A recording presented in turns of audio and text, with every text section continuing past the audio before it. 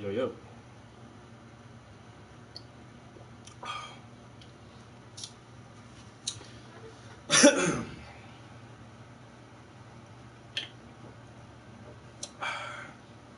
Man, I made this ginger tea. This shit like drinking liquor.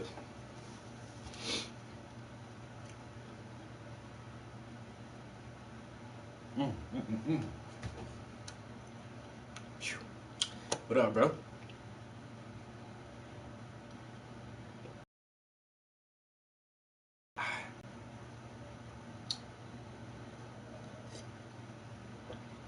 Oh man, it's so strong. I put an ass of fresh ginger root in there. But damn. Um, Back in the studio.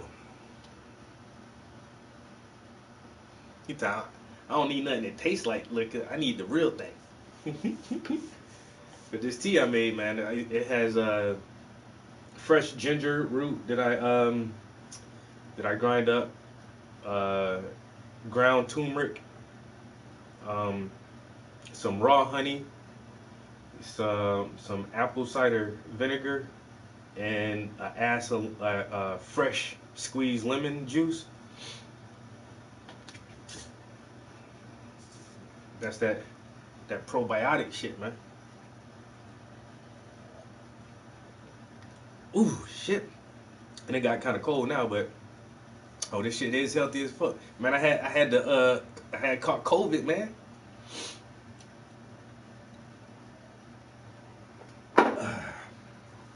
Had tested positive for COVID,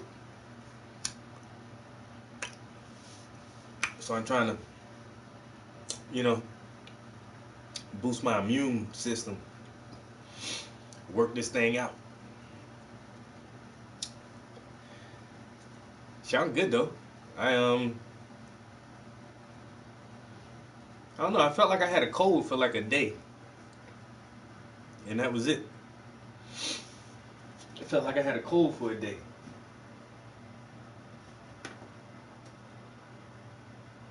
I ain't bring my damn charger up here. Yeah, man, I done caught the C word, bro.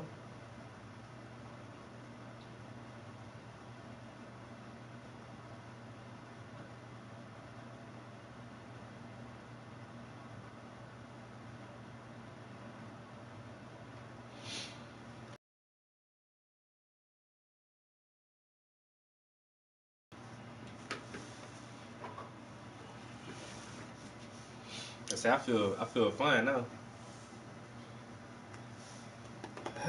Damn, I just came from downstairs. I just ran to the bathroom real quick. Now I need to go get my laptop charger real quick. I'll be right back.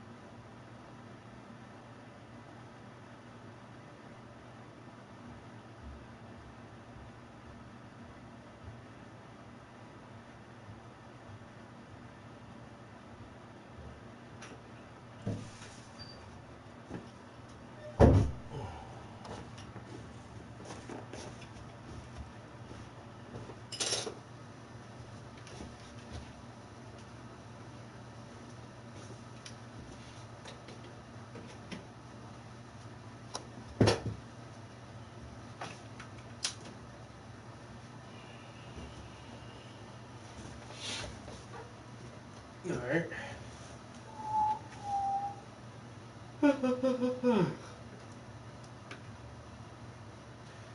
matter of fact.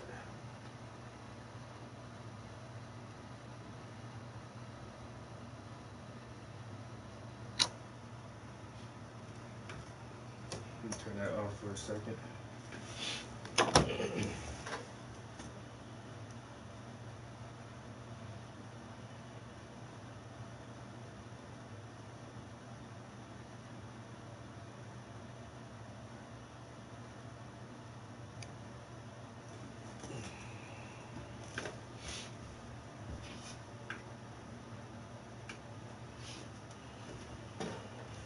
We getting some more fucking snow and freezing rain up here today, yo. It's cold as shit, bitch. It's cold as shit.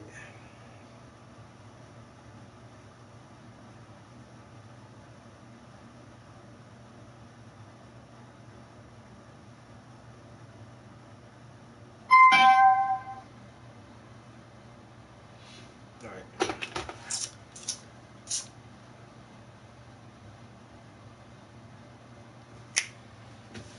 Look at that. Nice. Yo.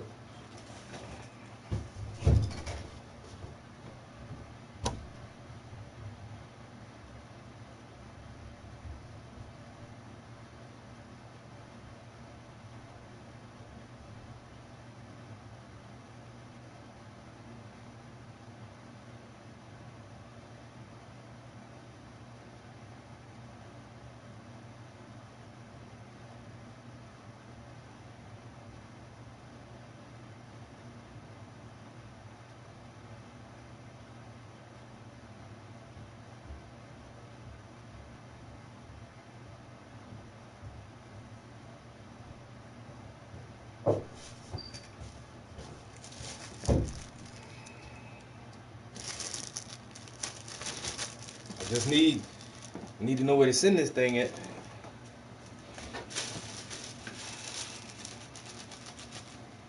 I got something else for you. And they official. Hey, tell her, Puff.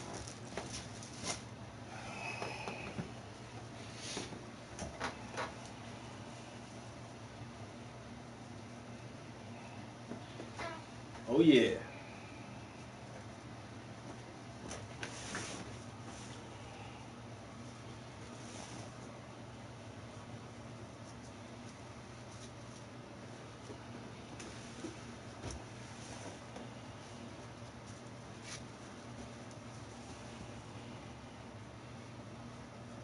Everybody love the black ones, yo.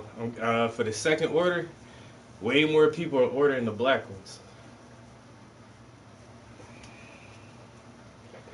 Oh, they official too. Like the quality, once you hold it and feel the quality of the shirt. And this ain't like no little flimsy ass wash off shit right here, yo. Oh yeah.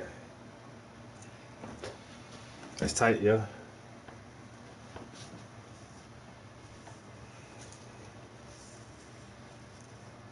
You gotta I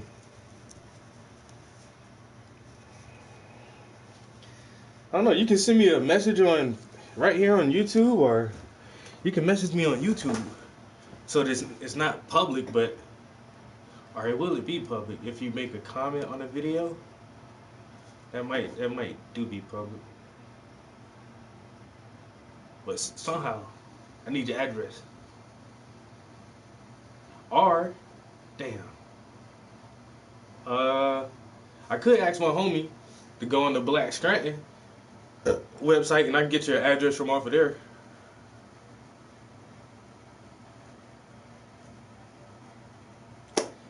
Yeah, they came in a couple days ago. Puff already got his shirts. Well, I still owe Puff one more shirt though.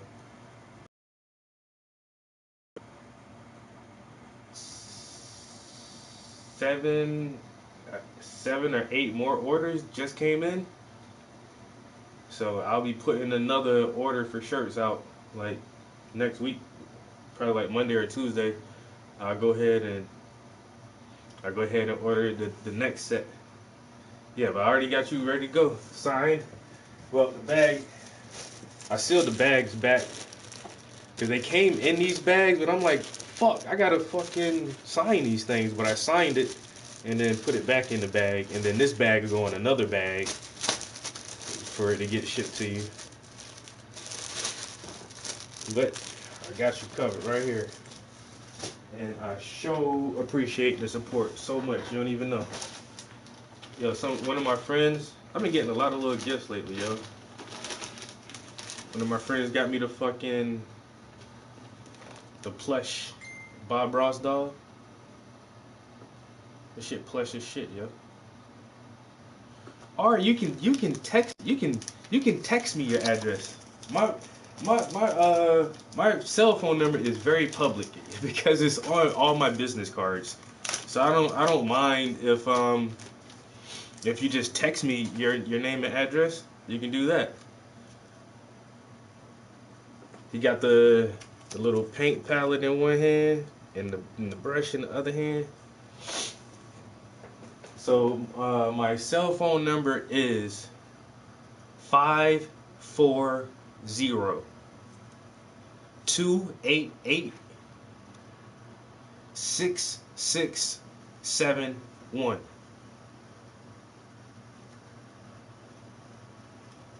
540-288-6671. And that's my cell number. You can just send me your information, text it to my phone, and I'll ship it out tomorrow. Tomorrow, Saturday? Yeah, I can ship it out early tomorrow and get it right to you. So, got it? 540-288-6671. Got my little Bob Ross plush toy. And then one of my other friends, he ordered a shirt from me too. He's an older guy, so he paid with a check. So he sent me a check in the mail. But he's an artist as well. And so when he sent me the check, he also sent this cool drawing, yeah. Yo, Travis. I want an XL.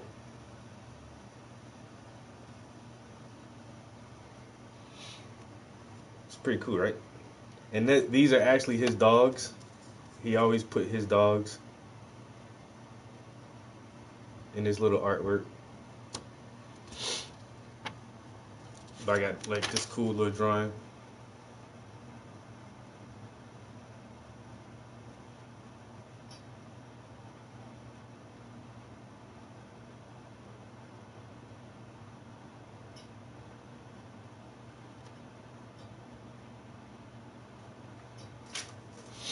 So I got these cool little gifts. Got the shirts came in. So it's been a pretty cool week, yeah. Pretty cool week. I want to keep my Bob Ross in here, kinda, until I find a perfect place to put them, so you don't get all dirty and fucked up.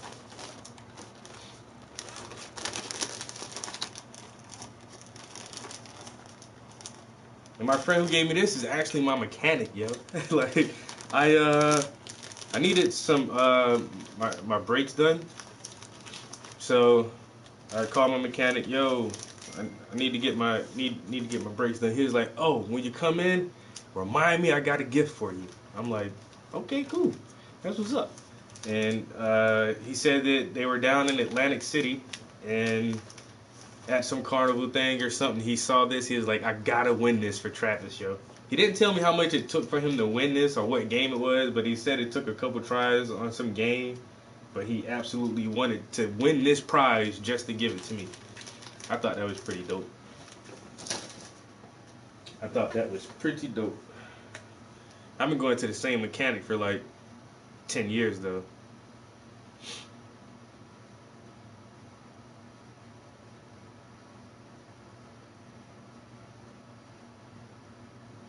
I got you right here.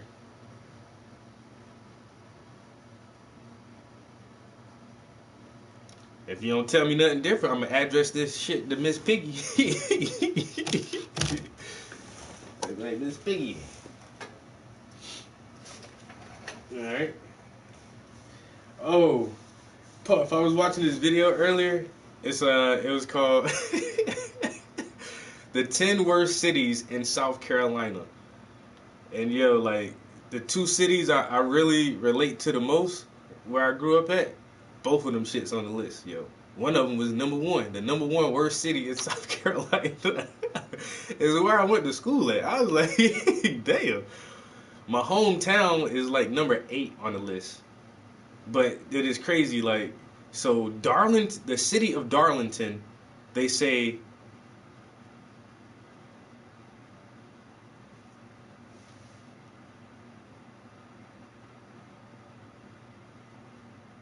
Marion County. But oh yeah, my mechanic, yo, fucking straight up honest ass dude, yo. I don't never go to nobody else, yo. But yo, so the city of Darlington is, they say it's the worst city in South Carolina. But then Darlington is the name of the county as well. So Darlington County is where my hometown is at, is Hartsville. So Hartsville is in Darlington County, and Hartsville is the number 8th worst city, and the city of Darlington itself is the number 1 worst city. So it's just like, that's so fucked up. Like the whole area where I come from is just like fucking shit, bro. And then I look at myself like, hey, I ain't turned out, you know, I turned out okay.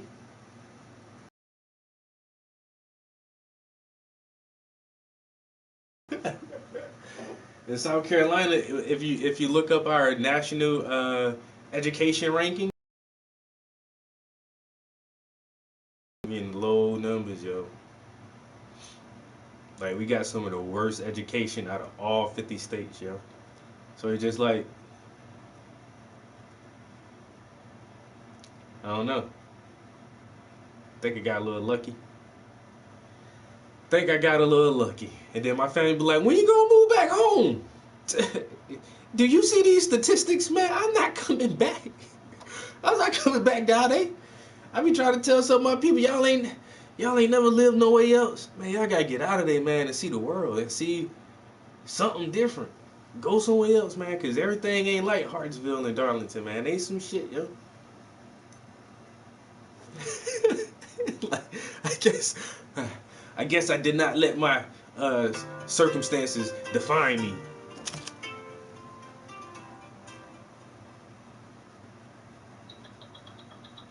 Yo, yo. What the fuck you doing, man? You riding a lawnmower? What you doing? Where? I'm in my studio, about to do some artwork. Shake them jeans, you grab the wall, that shaking like a dog. Shake what you got in them jeans. What is that noise, man? What is you doing? Sounds like you got a baseball card in your bicycle spoke.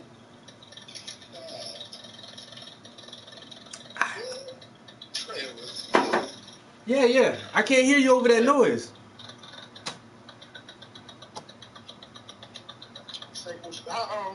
How little Matthew doing? What's her name? Amora? How's Amora doing? I don't know. I ain't talked to her in a while. So why y'all don't talk no more? It ain't that we don't talk no more. Hey, people be busy.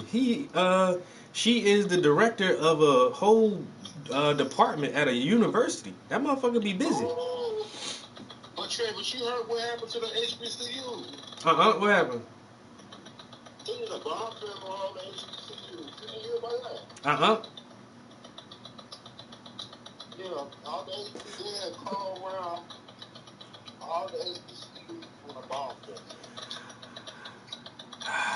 That sound like some racist white people stuff, man. Who said what? That sound like some racist white people stuff. They trying to bomb all the HBCUs. Yeah, on February 1st. I was like, what the fuck? Oh, that shit ain't real.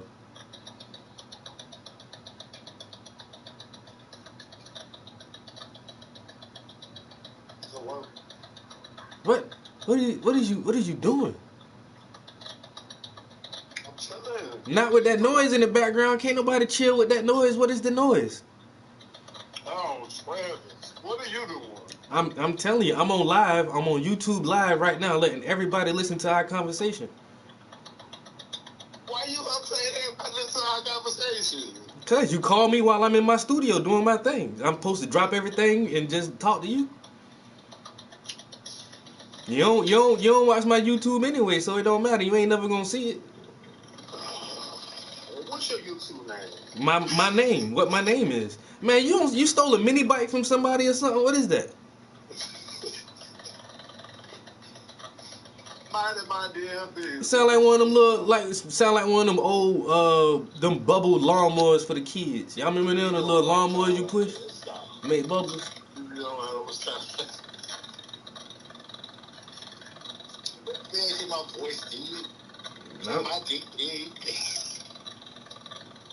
Bruh. Don't be bad. I ain't mad. I'm trying to figure some shit out. Well, figure it out. I can't. You won't even give me no clues. I gotta give you context to what I'm supposed to do. I don't know. Tell me what the fuck that noise is, cause it's annoying as shit. That's what. My friend sound like he going up a roller coaster. No, we're down, coming down, but we're coming down. You coming down? What my aunt at? How is that Jean doing? She doing good, from what I know. Well, everybody, is you good? Yeah, I'm fantastic. Travis, you was not paying attention. I am. I'm fantastic. You supreme. I'm over here popping, bro. Yeah, we better be on that popping. Mm-hmm. Better be on that popping. Better be on that popping. Get that shit hot, bitch. Get that shit real hot, bitch. Get that motherfucking shit hot, bitch.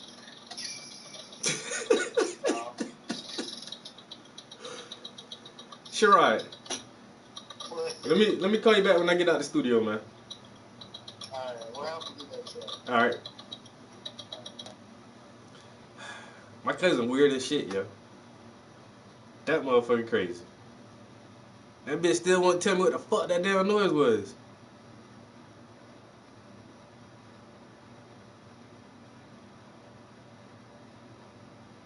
But I tell you.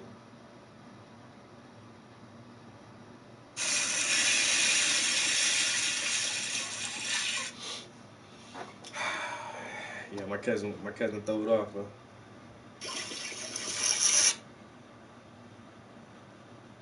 And then he just want to call with the weirdest shit, yo.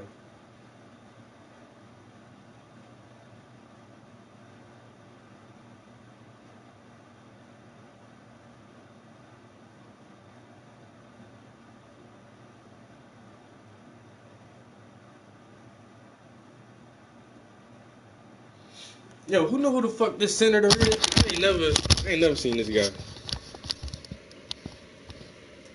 What is the most offensive joke that you know? Oh, that's not the one. That's not the one either. Hold on. I don't post too much shit on Facebook today.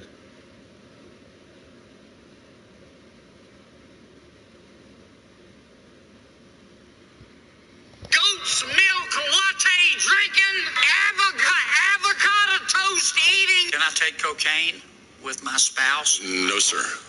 No, sir. I did not call. Yo, y'all people are Hold on. Wait a minute. I fucked up. Goat's milk latte drinking, avocado toast eating. Can I take cocaine with my spouse? No, sir. No, sir. I did not call Senator Sanders an ignorant slut. I'm not talking about buying it, but let's suppose I came in one day and the cocaine was there. People who are or bilingual. Speak English and stupid. I don't know why we have to give money to countries that hate us. They should be able to hate us for free. Looks like we're giving Lindsay Lohan the keys to the minibar. President Biden is sort of like Kevin Bacon at the end of Animal House. I can't get my head that far up my rear end. Stick it up their fact checker. They can kiss my ass. Somebody at the White House has been smoking the devil's lettuce, okay? My car doesn't run off fairy dust. My car doesn't run off unicorn urine. Christmas ornaments, drywall, and Jerry Epstein. Name 3 things that don't hang themselves. Goat's milk latte drinking, Christmas ornaments, drywall, and Jeffrey Epstein. Name 3 things that don't hang themselves. My car don't run off unicorn urine. What if the cocaine was just there? You know? I did not call Senator Graham a slut. Avocado eating. Who the fuck is this senator, yo? How come I ain't never heard of him? Yeah, this motherfucker said Biden lingual. That means you speak what and stupid. Oh my god. That shit was too funny, yo. I had to post that shit on my Facebook. They can shove it up their fact checker.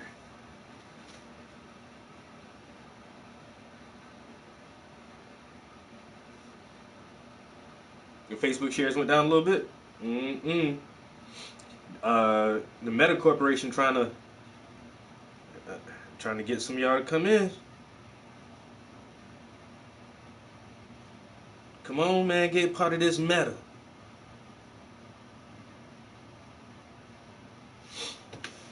Y'all ain't want none of this Meta. What is the most offensive joke that you know? A Chinese guy wants... What's that? That's not a good time to make fun of Chinese people. A black lady is eating a bowl of Life cereal. And what's that? What's that? What's wrong with making fun of Life cereal? Black lady, right. So is there any race that I'm allowed to make? Oh. Okay, no, that's cool. I got one. A homosexual, what's that? Dude, you're hilarious. A man is walking down the street when he hears a noise. He looks to his left, and there's a white woman. What's that? White women? Really? White women especially. Did you guys hear that Joe Biden said... What's that? We're not allowed to make fun of the president anymore? Why did the chicken cross the road? To suck... What is the most offensive joke that you know? What's the most offensive joke you know? A Chinese man. guy. What's that? What's that? No, I can't do that one. A black woman. What's that? No, Joe Biden. White women. No, I can't offend anybody anymore. You're gonna fucking cancel me, bro. They're gonna cancel me. What's that?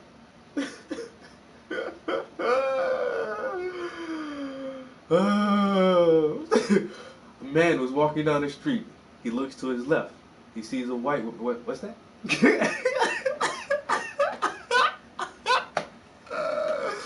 A black woman was eating a bowl of Life cereal. What's that? You can't make fun of Life cereal? Oh, black. Oh, shit. Damn. Ah, that shit was so funny to me. What's that? Oh, shit. The guy asked for your most offensive joke. He can't get one off. Like, what's that? Oh, shit. Alright.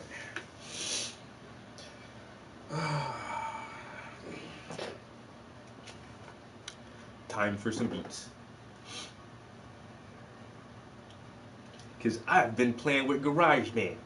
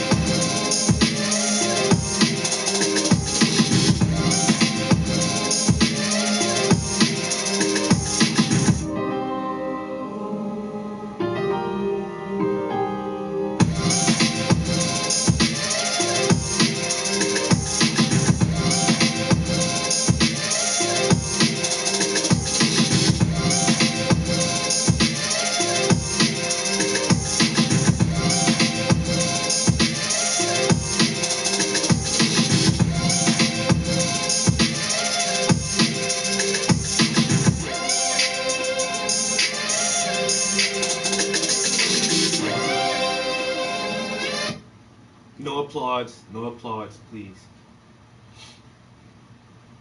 No applause, please.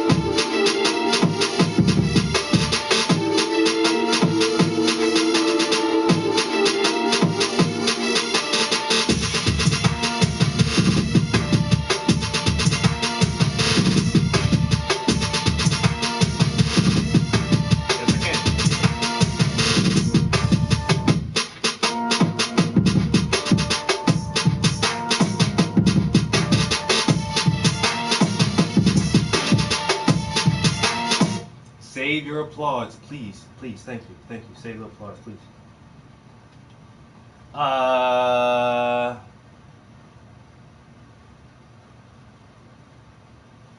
much for a 5 painting? I don't understand that. What are you talking about, man? I'm here all the time. Contact me on my Instagram. Here, you see Instagram? My Instagram is Paintings by the Prince. If you go on Paintings by the Prince on Instagram, send me a message. We can chat from there. Got that UK shit, boy, that drill shit, boy.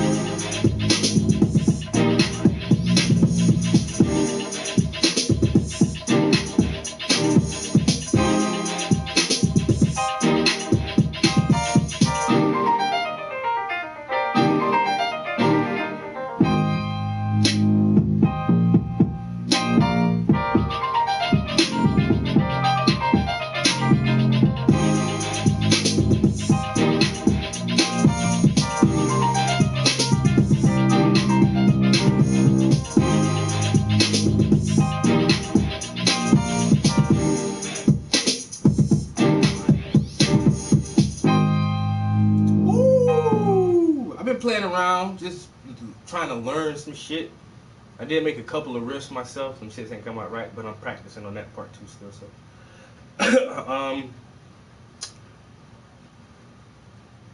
not yet, but it's coming though. I can hear that in like some video game music, yo. Ooh.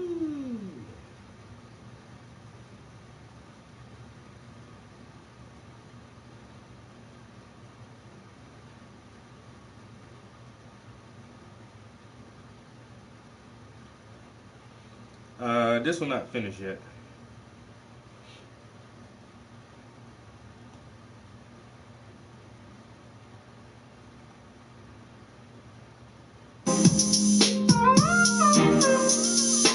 It ain't got no breaks or nothing in here. It's just like all the way through, yo.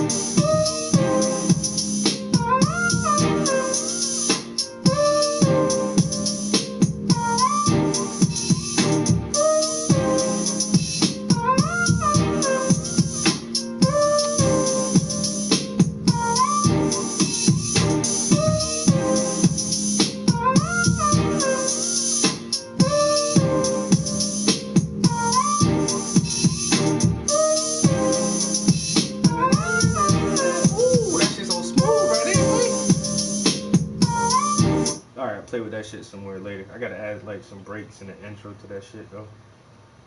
And then I got another one that doesn't have any breaks or anything in it either. This is just like straight through.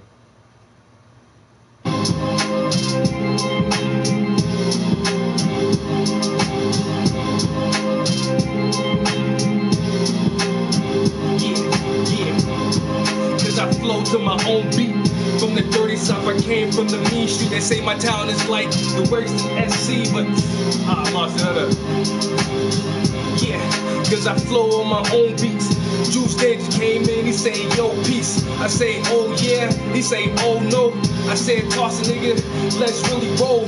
Cause I gotta go, gotta keep the fuck. Let me get some corny freestyles on these beats, boy. This right here nice though.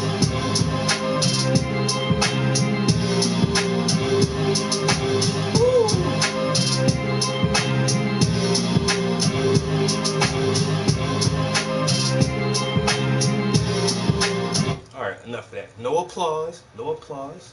No thank you. Alright, that ain't got no breaks. And then I got one more. Is it this one?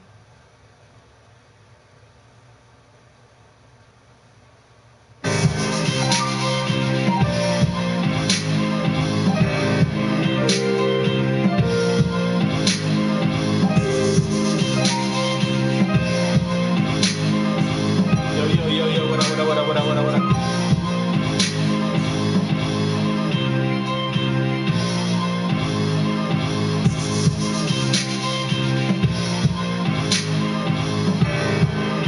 What the fuck? Got a fucking lash. Got that bitch stuff. From down under.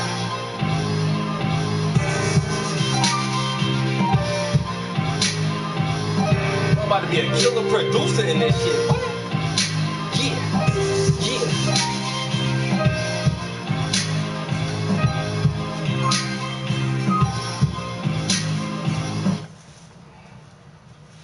My shit just stopped like that. Oh, cause I put more bars. I see why I did that.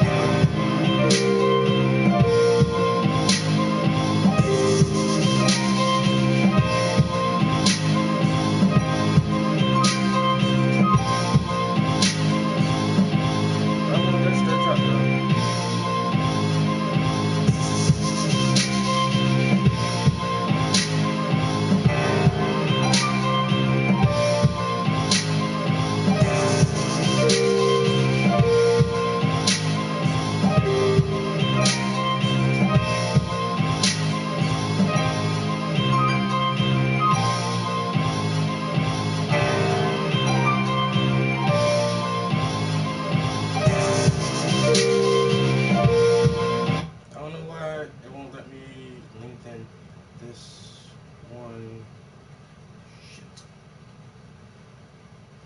It won't let me do that track right there. I don't know why. See, now I want to fuck around with this shit. Damn it.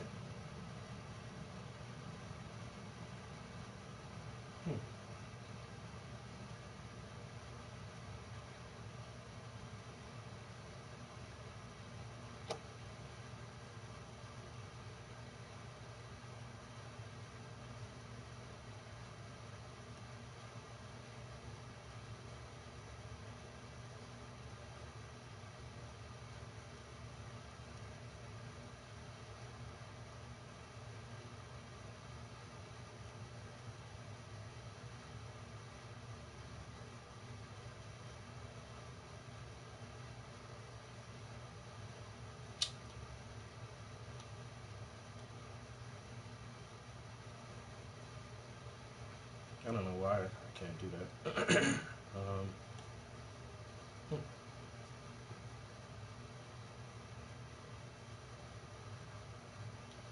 It doesn't matter. These are like just practice beats anyway.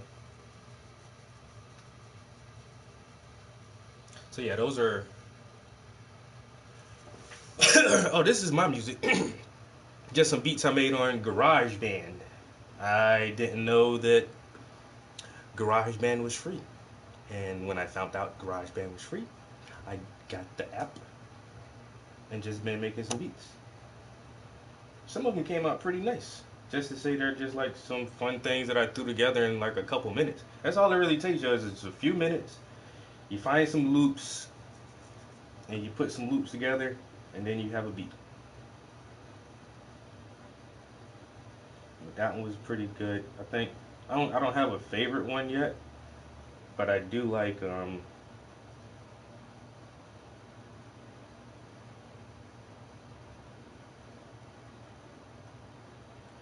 the one that doesn't have any breaks. I just gotta, like I say, put some breaks in there and find like a good intro and a mid breakdown point for this one. I think it's this one.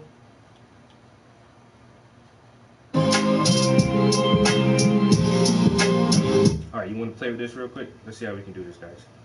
So individual. So we're gonna like mute some stuff real quick. Let's see. So we got that in there. We got this in here.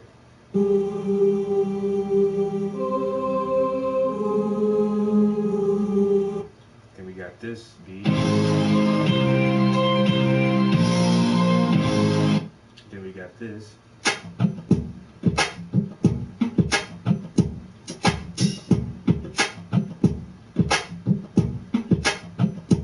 So most of the time I would just come in with like the chorus and have the chorus come in with the, what if I, all right, so what if I lead with this and then lead with the chorus and then put the other two sounds in there and see how that works out. All right, so if I just shorten this up, like if I shorten this by 2 bars, so the intro is going to be a 4-bar intro. So I'm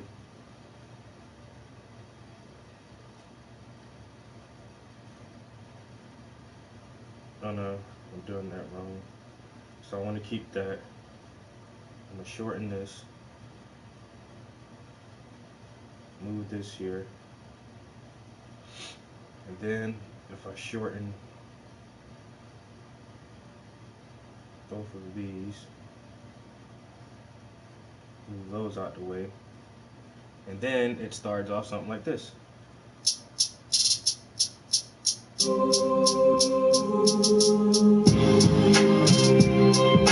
Which didn't sound right for me. So what if I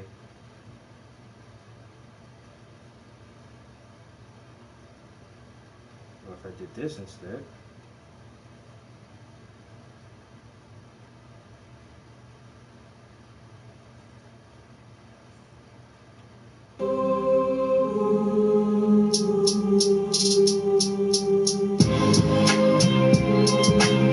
Still sounds like a little too much, so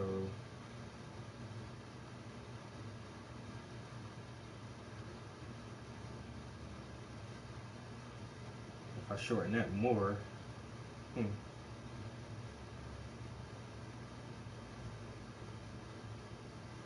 hold on, let me add some.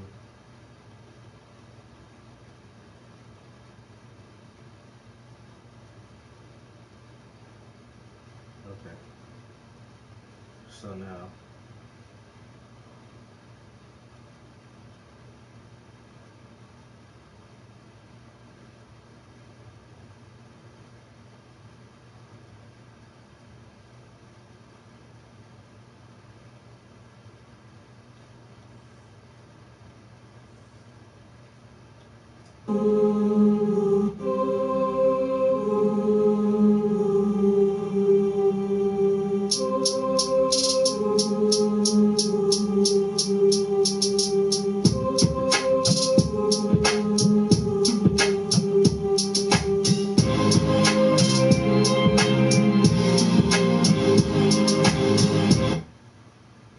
what if I do this?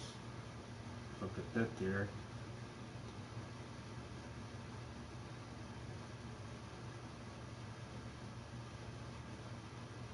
Then do this.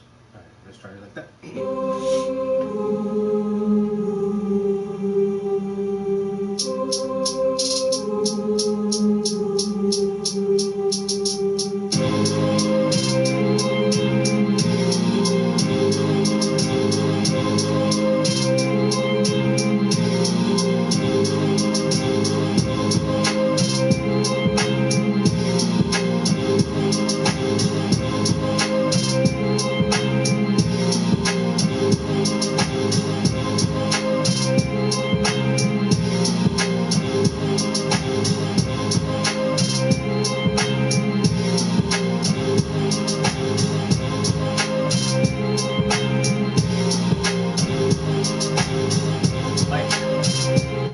How it starts out now, and so then midway through you can break it down and take, like if I were to take,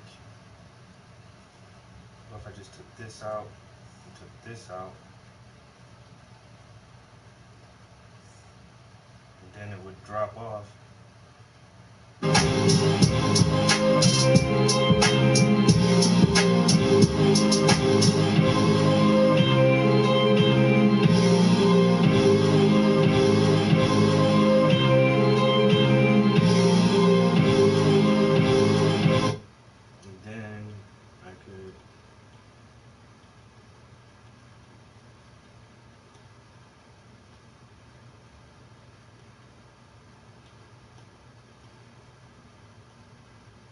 And just bring it back after 4 bars.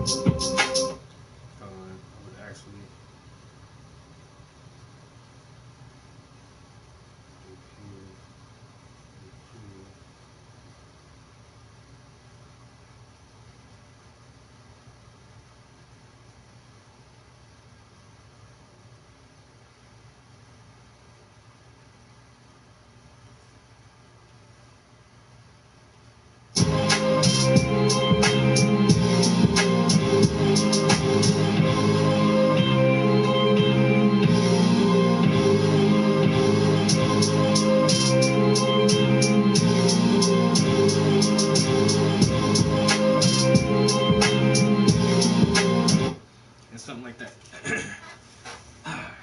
So it's really easy to play with this thing, yeah. Really easy to play with this. So I'm pretty sure I'm gonna have to clean my palette off.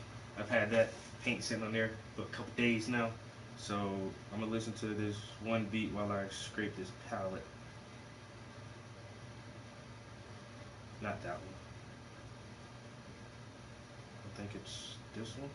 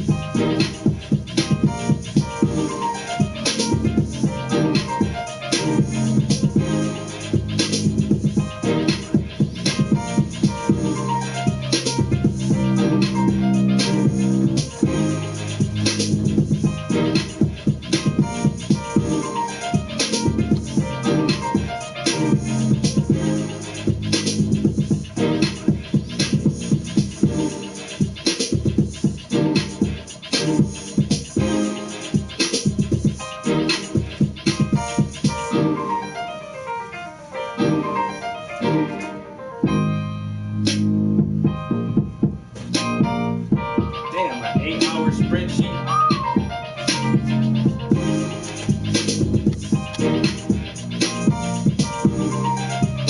That's a long time, bro.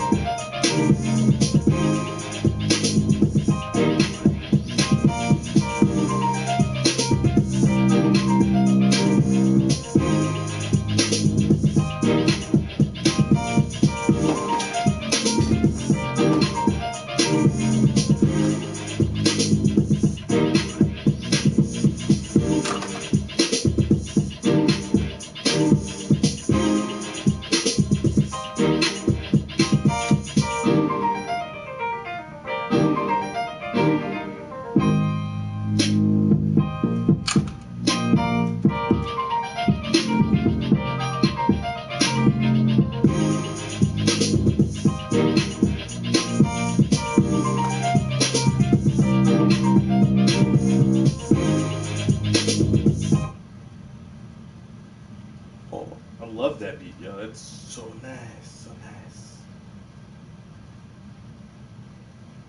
Such a nice composition.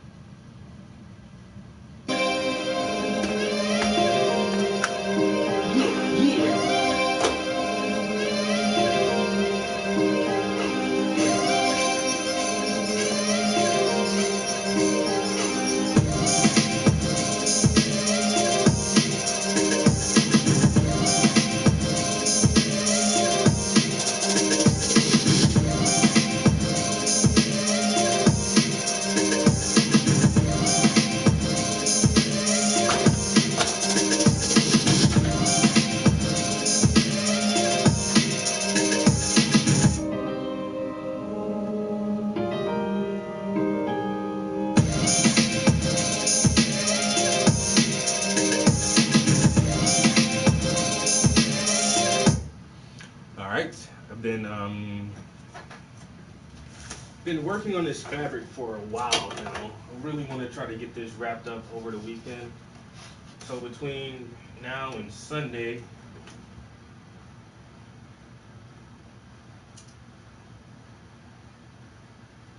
between now and Sunday, I really want the background to be done, and then after that, I'll focus on the.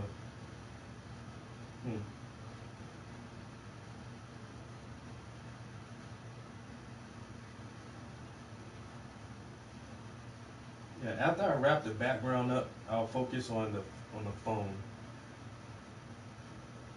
and then after the phone, I may focus on the record, and then go from there. But the fabric is looking pretty decent right now. So slowly just trying to do that. Get that fabric on point.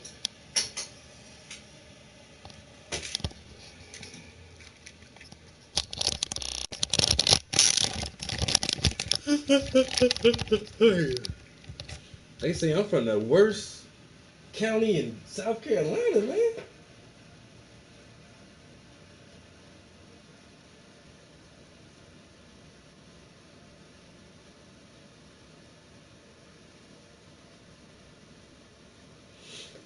There you go. Get that passive income.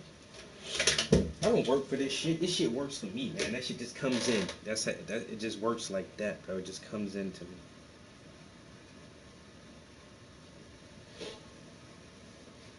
You know? Passive.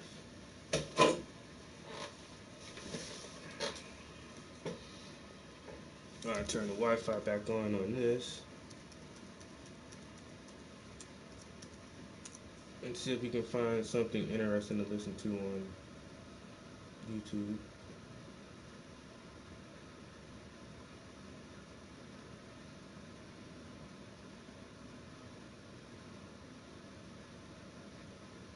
Yeah, it's 24 degrees today, man. We got freezing rain and snow on the way.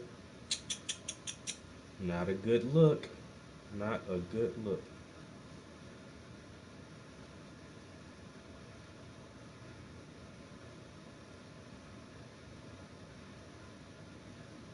Oh, I gotta do what you call it too. Let me see. I have to.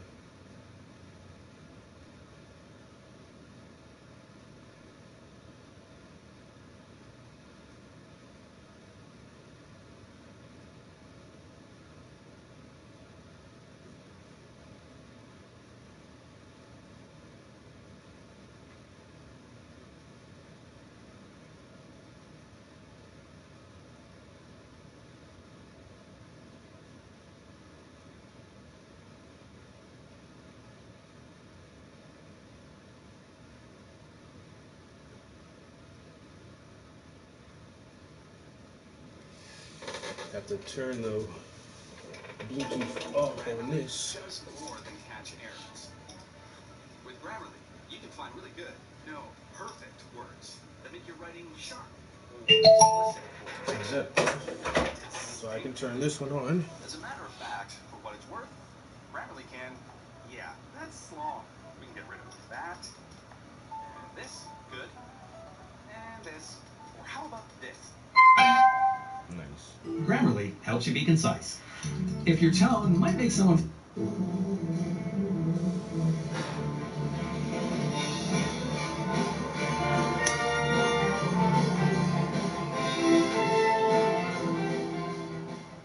Jupiter's Legacy Volume 2, written by Mark Miller, art by Frank Whiteley. Right, Jupiter's Legacy, the conclusion. We're going to see Brandon and Walter square off against Chloe, Hutch, and Jason and see who comes out victorious. There's going to be lots of new characters introduced in this volume. Perhaps too many new characters, it's hard to keep track of them all. There's going to be some intense superhero battles in this volume with just everybody with these crazy powers going on. It can be a little hard to follow a bit, but hopefully I adequately explain everything and you get what's going on. But yeah, it's going to be a fun volume to see this conclusion. Next week, I'm going to be covering Wanted by Mark Miller. It's not my favorite comic book, but it's very interesting because it's Mark Miller at his most fucked up and weird. And that's what makes it cool. And to contrast that with the differences with the movie is going to be very interesting because who maybe watched the movie and have not read the book, it's going to be mind-blowing how different it is. Then, 2 weeks after that, I want 2 weeks to work on this next video. I'm going to do a mystery book. Reveal what that book is at this moment. I want it to be a surprise. But it is an Eisner-nominated book, and one of my favorite books of the 2010s. It is very obscure. A lot of people have not read it. It's definitely going to be a hidden gem, and almost none of you are going to expect me to cover this book, but it's going to be really interesting, and I'm really excited to go through it with you all. This is one I've wanted to do for a really long time. And I'm going to do Y the Last Man and finally start going through that. Y the Last Man is going to be great. Alright, let's dive into the story for Jupiter's Legacy, Volume 2. Issue 1. Chloe, Hutch, and Jason start putting together their team to take down Brandon and Walter. We start in the year 1991 in Santa Fe. Skyfox, he is out of prison. He is with his girlfriend at the time. Her name is Spring Mulder, and she is Hutch's mother. Spring, she asks Skyfox, "Are the superheroes coming?" Skyfox, not too worried and accepting his fate, says, "We've still got a little time. Can I see the boy before I go?" So Skyfox, he goes and sits down with his son, Hutch. Hutch just a little kid at this point. Hutch, he is watching some Ghostbusters cartoon called The Real Ghostbusters, and they talk about the show. Hutch then asks Skyfox, "Are you my dad? Will I get powers when I'm older too?" Skyfox tells his son that he doubts Hutch will get powers. His mother's genes seem to be the more dominant one, but at least you got my beautiful Irish hair. Hutch is playing with some action figures of the Union, and Skyfox asks him who's his favorite hero, and Hutch says Blue Bolt. And Skyfox laughs and says, "You love that he's your favorite." Skyfox, he grabs a flashlight lying around, and he asks Spring, "Can you get me a hairdryer and 2 feet of kitchen foil? I'm gonna make Hutch something." And we see the heroes arrive outside of this house to confront Skyfox. Spring tells Skyfox that they're here, and Skyfox says he knows. He heard them. Skyfox tells his son Hutch that he made him a power rod just like Blue Bolt's, but your mom is going to keep it for you until you're old enough to use it responsibly. And that is how Hutch got his power rod. Mind you, I find it a little hard to believe that Skyfox could build such an overpowered device in 2 or 3 minutes out of a flashlight and some stuff lying around the house. But suspending our disbelief here and knowing that Skyfox is supposedly amazing with technology, we're just going to accept that he built this power rod. Skyfox, now saying bye to his son, says, "I'm going away for a while and we might not ever see each other again, so I want you to promise me you'll only ever use this to help people, understand?" And Hutch replies, "I love you." And Skyfox replies in kind, "I love you too." Skyfox then heads outside the house and confronts all the heroes there waiting to take him down. We jump back to the current day, to Paris. The year is 2020. Skyfox, Chloe, and their son Jason are using Jason's metahuman scanner and starting their mission of breaking out all these supervillains from around the world and bringing them to their side for their battle with Walter and Brandon. We see in the police transport vehicle here, they are transporting this superpowered villain named the Tornado. We assume this tornado can fly and has wind powers or something, just going off of his name. So Hutch, he teleports into this police vehicle, and he is going to teleport him and the tornado away to safety, but Hutch's power rod is out of juice, out of battery. So instead, Hutch kicks the police officers away, grabs their gun, and blasts the door with it. Hutch then jumps out of the car and tells the tornado, "I'll be back in a second." Hutch runs inside this nearby airport, the police are running after him. Hutch is running as fast as he can, yelling, "Get out of my way, I'm a dangerous terrorist!" The police are shooting at him. Hutch makes his way to one of these kiosks in the airport, and he is there saying, come on," as he is fiddling with his power rod. The police, having him cornered now, ask him, "Where the hell were you going anyway?" Hutch smiles and says, "Battery section." Apparently his power rod operates on simple store-bought batteries. He teleports away back to his friend Tornado in that police van, and then he teleports both of them away to safety. We jump to Southeast China. We are introduced to this other superpowered female named Neutrino.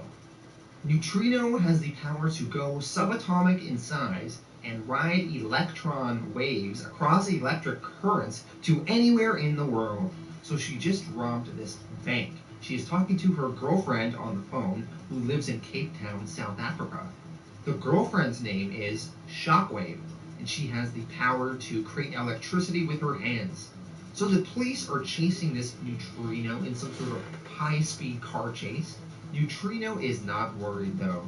Somehow Chloe and Jason manage to get inside Neutrino's car she is driving, and they ask her if she wants to join their team.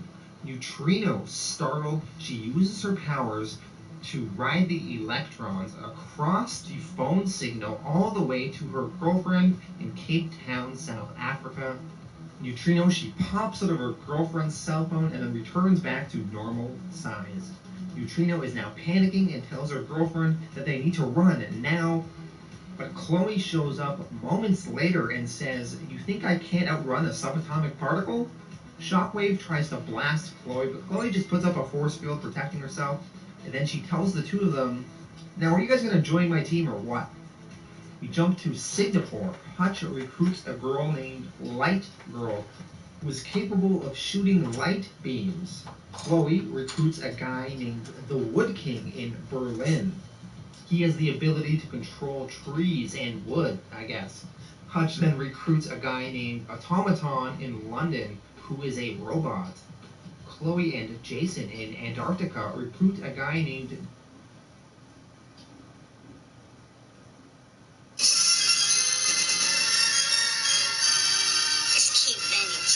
Yo, backwood full of runs to start my day off. I'm always on the grind full time cause it gon' pay off. I'm a straight boss. How the fuck can I get laid off? I'm Hitler in this business of spinach, that's what I ate off. Yo, I'm on a paper route. RP to Adolf. Kiki Ray Charles pushing keys to get my cake tall. Plus I'm getting weight off. O's and halves. Even doing breakdowns, serving O's and grams. I was broke, but I shoot back. Shout out to the plug. My nigga threw me that bag and I ain't look back. That's real nigga shit. So if it ain't about getting rich, no need for the chatter, cause I don't give a shit. But just remember this name is Keep Benny. My price low, get you a cutie. 350, I keep plenty. Gas for you smokers is steady. Dog FaceTime me and Cali like I hope that you ready. And I reply, pimp, know that I'm ready. Let's get this cheddar jack. Pockets getting on craft singles inside a cheddar stack. I never cap out cash, that's what I'm getting, fam. Got more dollars than followers, serving Instagram. Trying to get my check right. They hit the Cali on the next flight to get my head right, cause my bread right. I'm not rich, but I damn sure ain't hurting. God bless me with this gift, easy money, but I'm working hard. For certain dog cash rules, I stack blues. I'm all about the ink, I ain't talking about tattoo shit. I wake up with them dollars on my brain. I be clocking for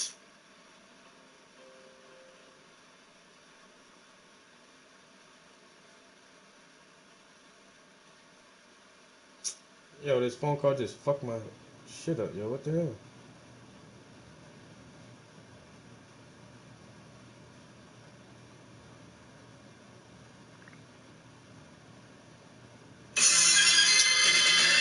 How the fuck somebody call me right in the middle while I'm listening to this shit? Yo, backwood full of runs to start my day off. I'm always on the grind full time cause it gon' pay off.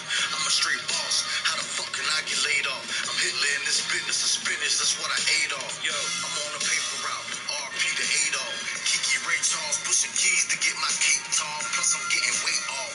O's and halves. Even doing breakdowns, serving O's and grams. I was broke, but I shoot back.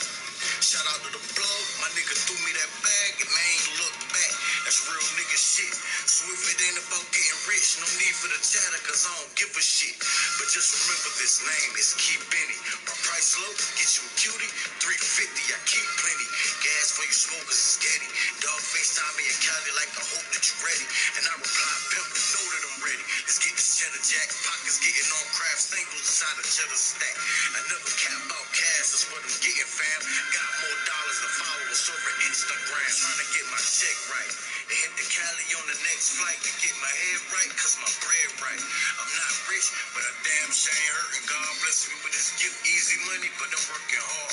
For certain dog cash rules, I stack blues. I'm all about the ink, I ain't talking about tattoo shit. I wake up with them dollars on my brain. I be clocking for some change. Niggas trying to get some fame. I'm just trying to be the richest, not the hottest in the game, cause most rappers are broke, not a dollar to their name. So nah, we ain't the same. I'm a hustler, bro.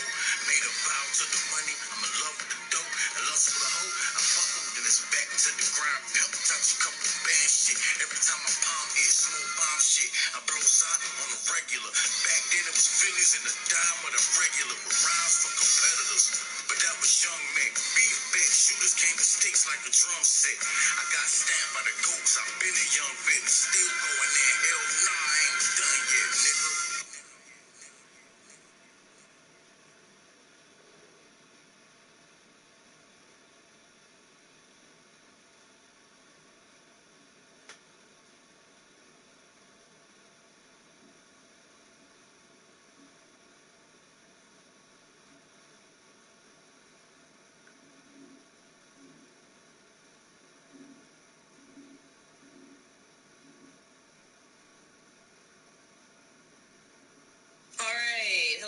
everybody. We are getting ready for the flag raising.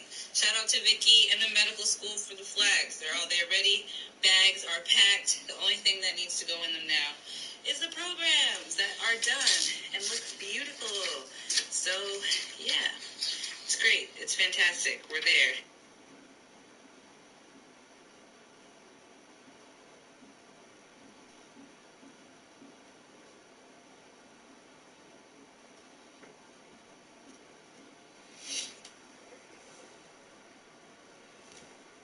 Frost, who has some sort of snow ice powers. In Brazil, Hutch, Chloe, and Jason together recruit a girl named Tattoo, who can create some sort of monster constructs to fight for her. We see this Tattoo has all these siblings punching her in the leg, and she is happy to get out of the house for a bit. We jump over to the Supermax prison. Brandon and Walter are talking. They are both worried about Hutch and Chloe recruiting all these superpowered people to their cause. They estimate that they probably have about 12 people on their side now.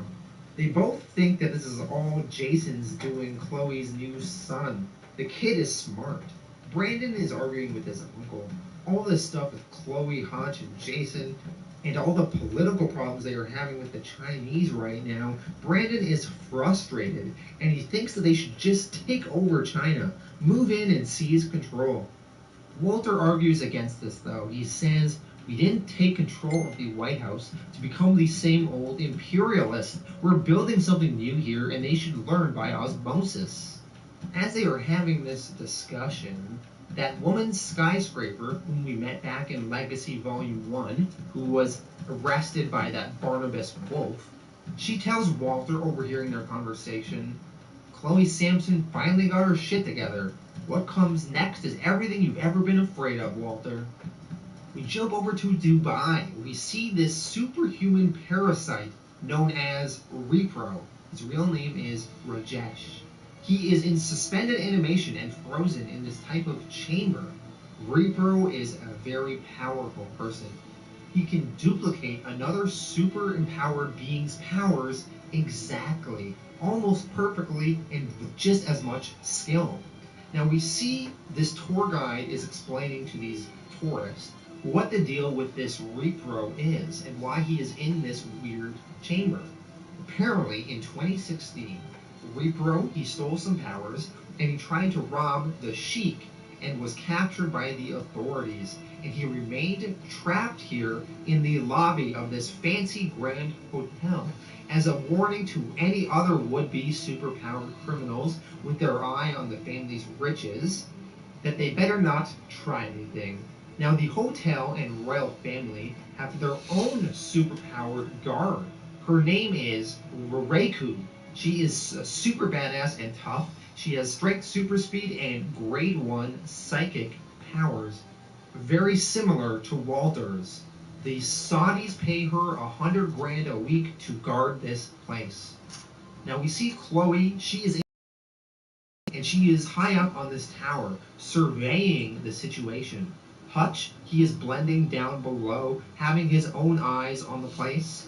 They are going to try and break this Repro guy out of this chamber he is suspended in. Repro is going to be very important as an ally to their side. Although, in order to save this Repro, they are going to have to defeat this Reiku woman, which will be no easy feat. So to kick things off, Chloe and Hutch send in the heavyweight, their son, Jason. Jason lands and smashes down on the ground in front of this Reiku, and that is where we leave off issue 1. Ever since I was a child, I felt like greatness was in store for me. Let's make Russia great again. Issue 2, where they try and free Repro. Before I dive into this issue, I just want to do a quick recap because we were introduced to 10 new characters last issue. So those new characters are Automaton, Jack Frost, Light Girl, Neutrino, Repro, Shockwave, Tattoo, the Wood King, Tornado, and this new villain character, Reiku. Quite a bit of new people to keep track of. Okay, so in this issue, Jason is distracting this Raikou, trying to keep his mind blank so she can't read it. Chloe, from way up above, flies down like a rocket right into this Raikou, tackling her through the hotel building, right through their artificial ski resort, and into a ginormous pool of water. They continue fighting in the water, banging up against this glass underwater, which is viewed by these restaurant patrons that have a view of this whole scene. While all this is going on, Hutch and Shockwave are watching from afar. Hutch half a mile and she'll read your mind and realize what we're after. Let Chloe and Jason soften her up. So Raikou and Chloe continue battling underwater. Raikou looks like she is gaining the upper hand on Chloe, but Jason flies over and tries to join back into the fight and save his mom. Raikou tells Jason that he's an idiot. She knows whatever he's thinking before he does. We see here she is anticipating all of Jason's moves. She then telekinetically lifts a nearby boat and tosses it at Jason. Now we see this Light Girl and this Neutrino, they are working together. Neutrino is already subatomic, and Light Girl is going to fire a light beam straight at Raikou's head. The plan being that Light Girl will fire this beam, Neutrino will ride the light waves right into Raikou's head, killing her. Now we see Light Girl aiming her beam right now, but their plan does not work. Raikou says, "You really think you can sneak up on me?" Raikou, using her mind-reading powers and her speed, analyzes this whole plan of attack, and she's able to deflect it. So Light Girl, she fires the light beam, and Raikou manages to stop Neutrino right in the air and make her fall to the earth. Raikou then puts Neutrino's mind into a mental trap. She is stuck in a psychic construct of her teenage body in her teenage bedroom reading Harry Potter books. Neutrino's physical body can't do anything right now as her mind is too distracted. Hutch, watching this all go down from a distance, tells Shockwave, "Alright, we've got 24 seconds to make this happen. Make sure you are fully charged." He teleports both of them to the hotel lobby in front of Repro. He then teleports himself into the frozen liquid where Repro is being kept. He grabs Repro and teleports them outside of the frozen liquid. Shockwave is worried Hutch will freeze to death from being inside that chamber. He tells her, though, "Would you just shut up and charge his body?" Shockwave, she uses her powers, and she shocks the body of Repro, awaking and reviving him. Back to Raikou. By reading others' minds, she has finally put it together that they are here for Repro. We see other people attacking her like the Wood King, Tattoo, Jack Frost, but they are no match for her. She just rearranges all their brains, trapping them in psychic constructs, just like she did with Neutrino earlier. She incapacitates them all, and she gloats, "I can rearrange all your minds, everything. Your senses perceive, like I'm shuffling a deck of cards." But then, one of Hutch's new recruits, Automaton, attacks her as well, saying, "Oh yeah? Well, what about a robot brain? Because he's a robot and he isn't human, she can't mess with his brain." So he's able to blast her away. We jump back over to Hutch, Shockwave, and Repro. Repro is now awake. He asks, "What the hell's going on?" And Hutch responds, "There's a bad guy a mile away. You need to help us stop her." Back to Raikou. She manages to get up and kick this automaton away. Chloe and Jason rejoin the fight against her, and you might be wondering, why is she so powerful? How is that possible? Well, she starts talking about how the Arabs hired her because they knew who her father was. Nobody ever said it outright, but her mother dropped hints that she was seduced at the Japanese embassy by one of the senior American super people. So it sounds like she's implying that a member of the Union is her father. And based on her power set, we can assume that Walther is the one that is her dad. Repro and Hutch, they have teleported in, and Hutch, who's been listening to this Raikou talk, he questions her, "Walter Sampson? That's your father?" Trust me, he's an asshole. So we learn here that Raikou is in fact Walter's daughter. Walter at some point hooked up with her mom at the Japanese embassy. Repro, who has now managed to copy this Raiku's abilities, he has transported her mind into a weird psychic construct of his creation. And we see the construct he made for her is really trippy and silly. In it, a cat is riding a unicorn, brandishing a handgun and smoking a cigarette under a rainbow. Very frickin' weird. Raiku's mind is stuck here. Hutch and Repro, they leave that psychic construct, and Raiku is passed out, her mind stuck in that other place. Hutch tells her, though, we didn't just come here for Repro's powers, we also came here for your psychic powers as well. How else do we beat Walter? So by Repro copying this Raiku's powers, Walter's illegitimate daughter, they can now potentially have a big tool to use against Walter and attack him in the mind just like he does to other people. All of a sudden, a whole bunch of police storm the beach with guns, but Repro incapacitates them all by making them see their parents having sex, some of them even dressed as clowns. So all the police are screaming and freaking out. They have no time to try and apprehend them, and Hutch and his crew all teleport away to safety. We jump to Brandon. He is still President of the United States and is making an appearance in Detroit. He flies down into a stadium of people awaiting his arrival and speech. Brandon says hello to his wife, a character very much ignored up until now. She tells him, "Don't insult me, Brandon. I know where you've been." She is implying that Brandon has been cheating on her. Brandon says to her, "Well, maybe if you could give me a baby, I wouldn't feel the need to keep screwing around." Brandon goes over and shakes the mayor of Detroit's hand, and the mayor mentions that he's happy to be here, and he's also happy to see Major Barnabas Wolf is still alive, and is looking much better since he is out of the hospital. We assumed that Barnabas Wolf died in Jupiter's Legacy Volume 1 when Chloe beat him up, but he has in fact recovered. Brandon, he sees some religious protesters in the audience causing a ruckus on one side of the stage. Brandon and his uncle Walter have banned all religious practices and have turned places of worship into education centers. You know that's going to piss off religious fanatics, right? Anyway, it looks like the security has the situation under control. Brandon, he starts giving his speech to the crowd. Brandon is here because he is being given an award for all of his work creating a new car engine that will rejuvenate the American car industry. In actuality, though, it was Walter's son Julian that created the engine, but Brandon is just taking credit for it because he's the president.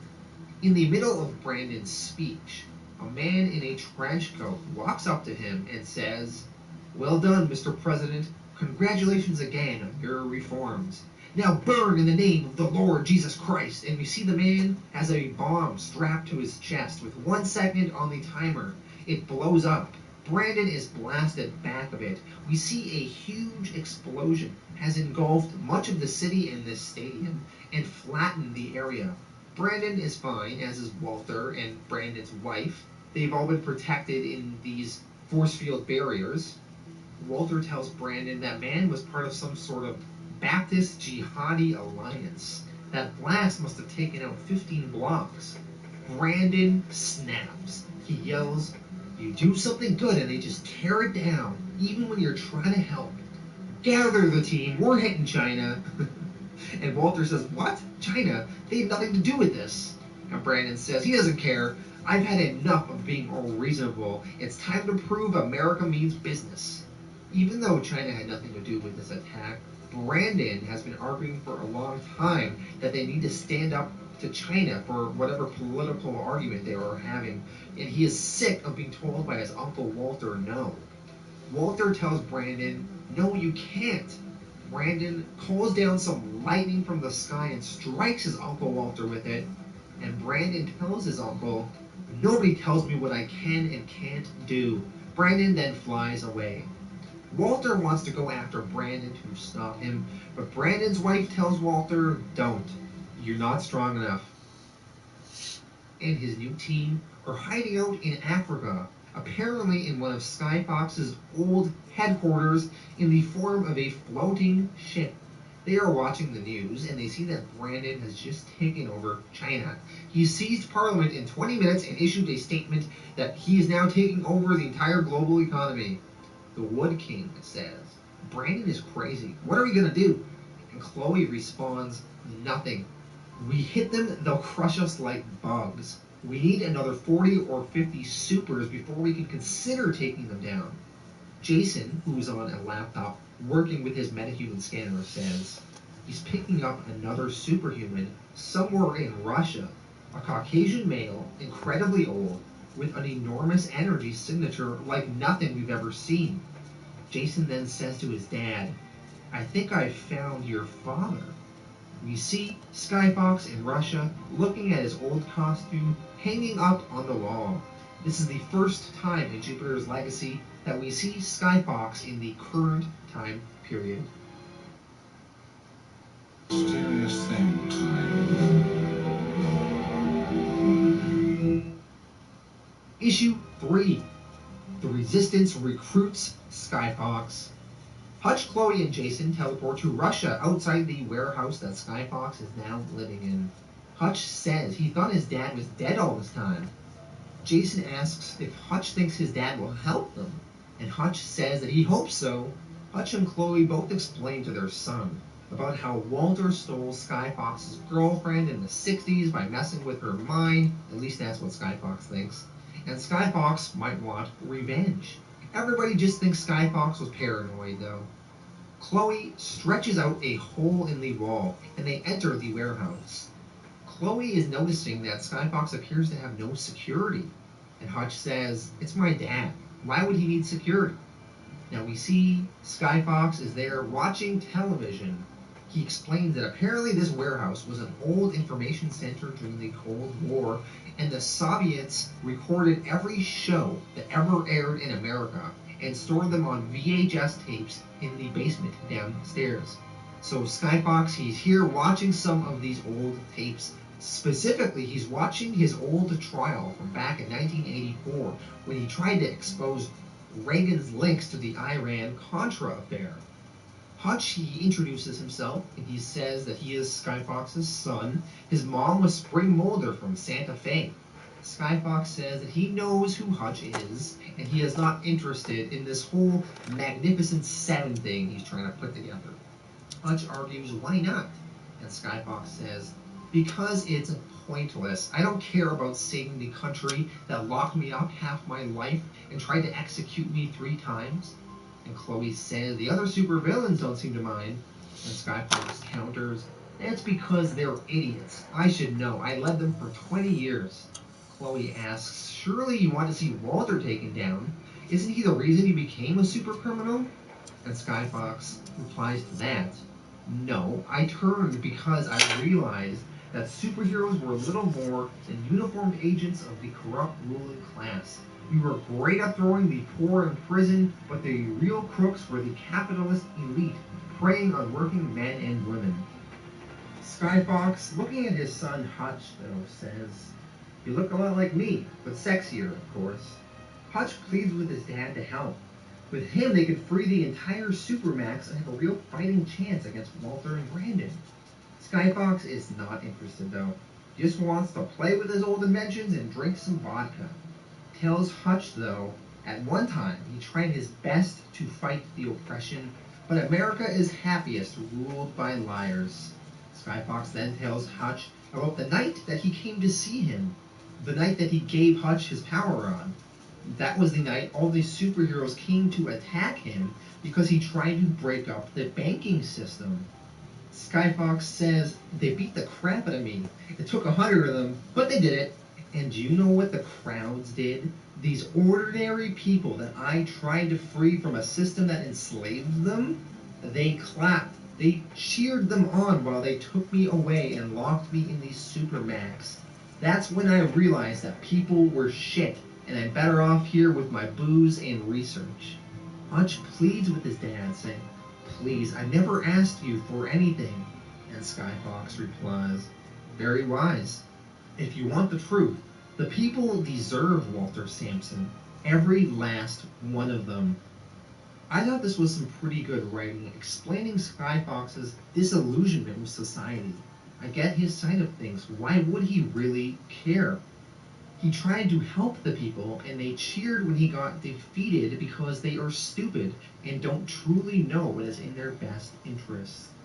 Now, while all this discussion is going on, Jason was reading something on a bulletin board that Skyfox had hanging up on the wall. And Jason asked Skyfox, "This is the island, right?" He's referring to the island where they all got their powers. Jason says, "And these are the coordinates where the Tesseract opened in 1932? It's fascinating, your theories on what the aliens were actually doing here. They are very close to some of my own conclusions." Skyfox's interest is piqued, and he asks, "What are your theories?"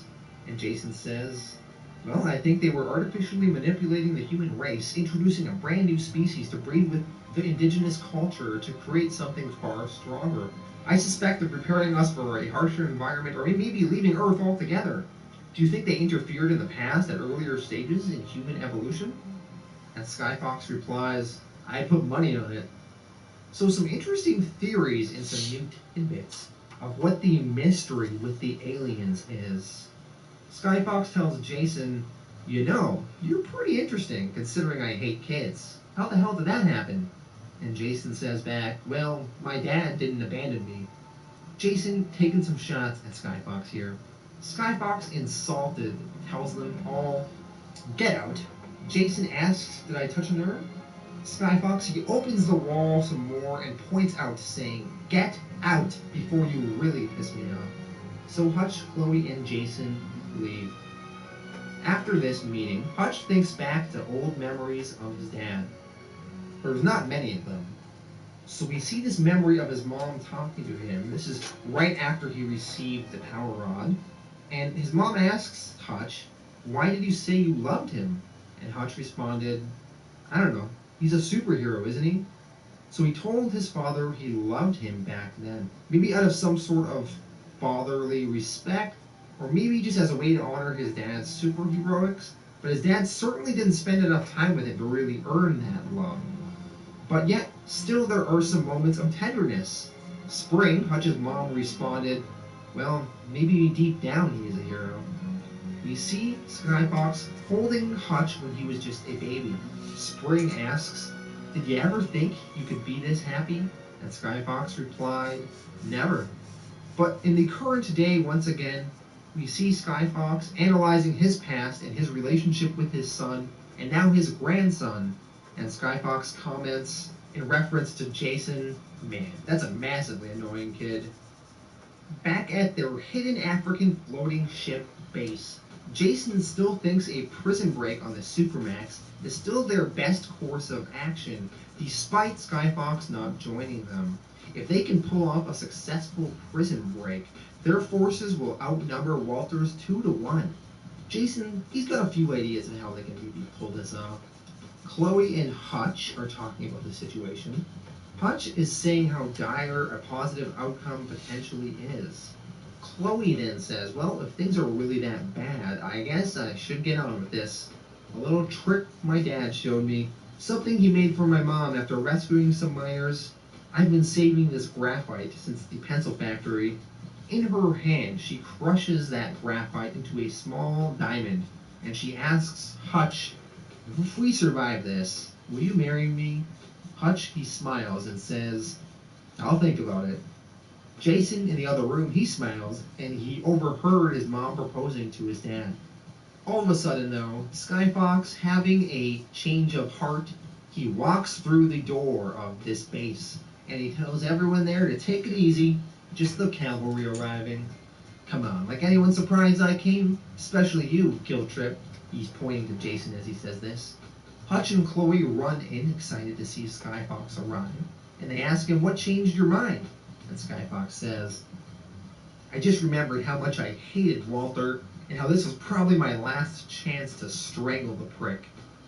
Skyfox then asks Jack Frost, "What have you done to my ship, Jack? Where's the big meeting table with the very expensive 3D projector?"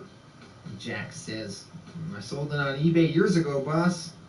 And Skyfox replies to this, Well, we can't stand around strategizing without a cool 3D image of the building we're about to raid. Gather close, little ones. It's time for Daddy Bear to run through the plan. He then uses his telekinesis to take out some electronic parts from the bottom of the ship, and he creates a whole 3D projector table within minutes. And Jack Frost asks, how are we going to get past the Supermax's security? There are like 5,000 guards and technology beyond anything you've ever faced in the old days. And then Skyfox replies coolly, smoking a cigarette, the plan couldn't be simpler, brother. We're just going to kick the living shit out of them. A millionaire? I'm not a millionaire. Crypto is complicated. You can hand your taxes off to me. The battle begins. Walter is meeting with his son, Jules. Walter, talking about Brandon, says he has to go. The second we find Chloe, I want Brandon dead. Jules tells his dad that he found this machine crushed up on the moon. It's a metahuman scanner, probably built by Chloe's boy. Walter asks Jules if he thinks he can fix it, and Jules says he can fix anything. So they're going to build their own metahuman device, and with that, they can perhaps bring the fight to Chloe directly. We jump over to Skyfox's flying ship headquarters. It is now flying above Florida. It is cloaked and invisible. Skyfox and Hutch are talking, and Hutch says, I just hope we can fight in these street clothes. My jeans are kind of tight, which is hard for kicking. And Skyfox comments about how costumes are much better because you know who you're hitting when you're wearing them. They then jump to a more serious discussion. Hutch asks his dad why he came back, and Skyfox says, you've got a son, you know the answer to that. Skyfox, he says to his son, just promise me when we've beaten these guys, we're going to create a different kind of country. I didn't come back for the celebrity selfies and endless wars and half the country living below the poverty line. And Hutch asks, so, do you think I've done okay in life? And we see a shot of a smiling Jason and Chloe somewhere else, and then Skyfox says to his son, I think you're exactly the kind of man I always wanted to be, a good father. Hutch says to his dad, thanks. Skyfox then joking replies, shouldn't we hug or something now? All of a sudden though, Brandon flies right through Skyfox's ship headquarters, causing explosions everywhere. Walter and Jules must have gotten the metahuman scanner to work and have used it to do a surprise attack on Chloe, Hutch, and everybody else. So Brandon grabs Chloe by the hair and is pulling her through it and tosses her to the ground. The airship headquarters is now destroyed, and Hutch and the others are all falling to the earth. We see Light Girl, who I guess is flying, is holding Hutch, and Jason is flying and holding Neutrino. Jason asks his dad to beam us to the Supermax now. Hutch doesn't think that's a good idea. He doesn't think Jason can handle it on his own now that everyone's been all separated, but Jason is pleading, saying, we're the only ones who can do this, Dad. Please, I've got an idea. So we see on the ground below, Brandon and his group are stomping Chloe. Hutch, not feeling he has many options right now, teleports Jason and Neutrino over to the Supermax prison. Jason and Neutrino arrive at the Supermax. They fall on the ground out of the teleportation, and some guards notice them immediately. Now Jules, who is there with Hutch, tackles him, and Walter cockily says, 12 of you against 100 of us? You haven't got a chance, you idiots. Skyfox, flying above Walter holding a truck, says, they have now, as he smashes the truck down below on top of Walter. Skyfox then kicks Walter in the stomach, then punches him in the face, then kicks him across the ground. Jules and some of Walter's allies rush over to help Walter, but Skyfox triggers some explosions to stop their path. Skyfox tells them, don't even think about helping this asshole. He had this coming for a long time. And Walter says to this, you think? Walter is then somehow able to manipulate the flames from that explosion and make them start engulfing Skyfox and burn his body. Skyfox then falls to the ground, his body now on fire, And Walter says to him, all those years just hiding and getting old. Who's the asshole now, George? And the Sky Fox dies. His body burns to the point we see his skeleton, and then Walter breaks Sky Fox's head apart with his telekinesis. Hutch screams out after his dad and charges at Walter. Walter, seeing Hutch, tells him, "What are you so upset about? It's not like he ever cared about you." "Oh, I get it. You're trying to be all superhero now these days. Well, here's your first big rescue." Walter, he sees a passenger airplane flying up above, and he uses his telekinesis powers to mess with the plane and cause it to start crashing down towards the Earth. Hutch, he's crying over the loss of his dad, but he's playing hero, so he teleports onto the plane and starts teleporting everyone there to safety. He's just running around saying, "Safety, safety, safety," with his power rod, getting everyone down to the ground. It's a struggle, but he is able to save everyone on the plane, and he's able to teleport back safely just in time before the plane crashes down on the ground. As all of that is happening, elsewhere, Repro and Chloe are using their powers and trying to evacuate the entire city population to safety before the superhero fight really starts to kick off. Brandon arrives and sees his sister and tells her to take it easy. He doesn't want to see dead civilians any more than she does. He can wait until they're all the way to safety, and Chloe says that she is going to kill Brandon for what he did to their dad. And Brandon says, "Dad was a slave, Chloe." And Chloe defiantly says back, "Dad was a man." And Brandon, in anger, electrocutes his sister. Now we jump over to Jason and Neutrino. They are at that Supermax, and they are surrounded by guards, which are in these weird vehicles. We jump back over to Brandon. He starts feeding punches to his sister while she is held back by other heroes. We see Walter. He is walking towards Hutch. Hutch attempts to blast Walter with his power rod, but Walter just blocks it, and he telekinetically forces the rod out of Hutch's hand and away. Walter then climbs on top of Hutch, puts his hand on Hutch's mouth, and says, "Now, how do you get out of this?" Issue. I'm feeling in love. Lost. The conclusion. Walter is on top of Hutch, ready to finish him off. But then all of a sudden, Repro has transported Walter into a psychic construct world. Repro has brought Walter to that painting Walter was always making of his childhood holiday. If you remember back in Volume 1, Walter transported that villain Blackstar here. So Repro is commenting to Walter all about this world that Walter created and how detailed it is. And Walter asks Repro, "How are you doing this?"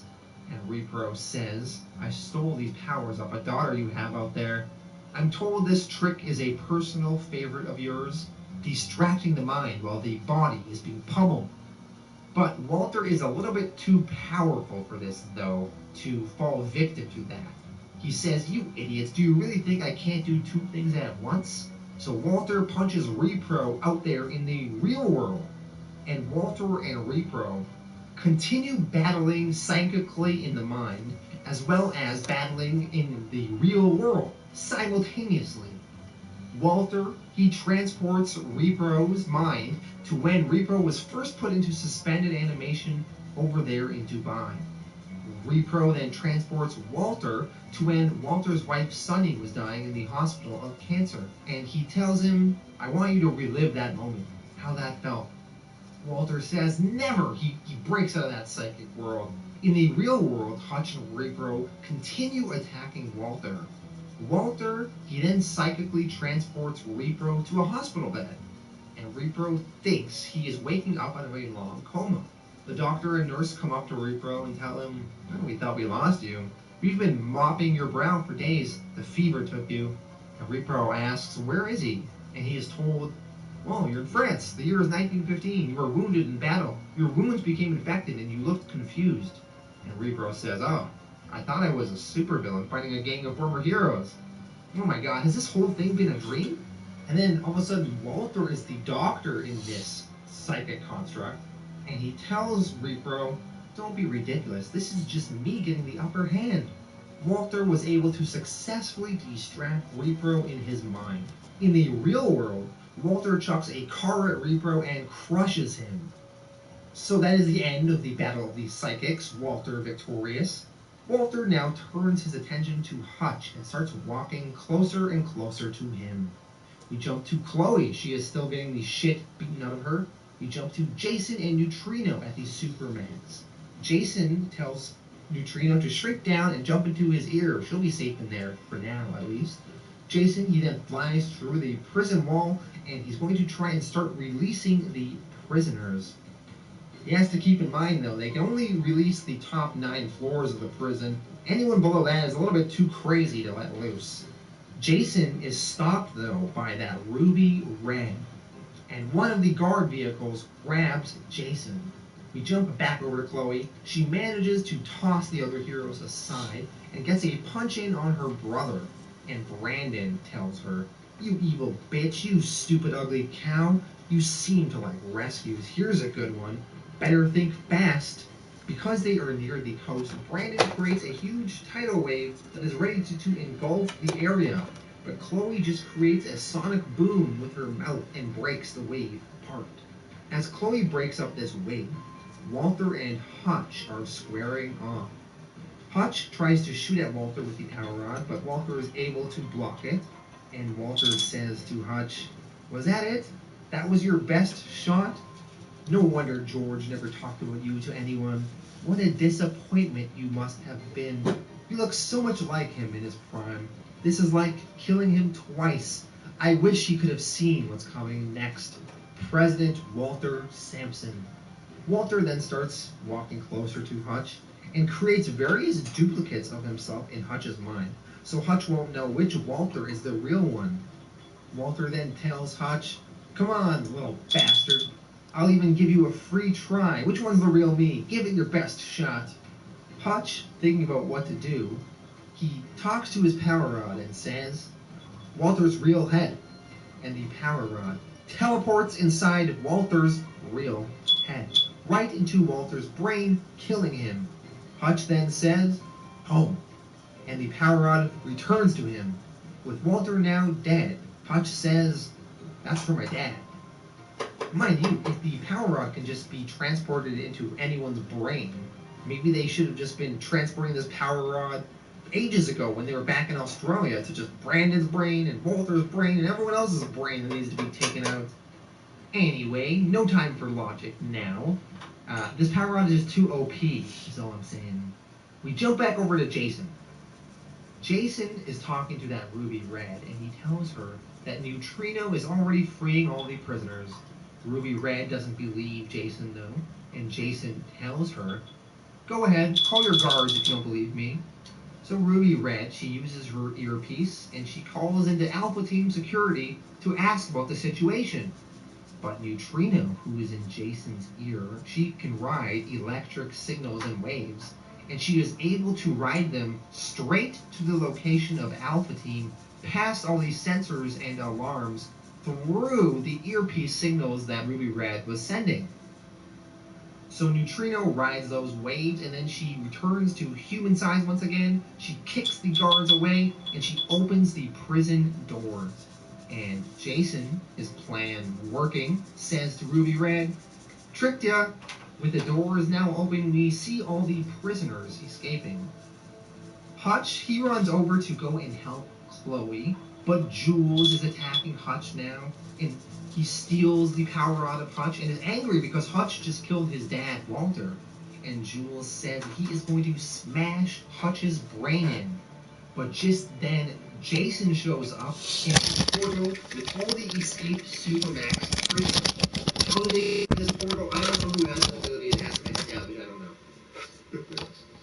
Jason, he flies in and kicks Jules in the face. Barnabas Wolf is trying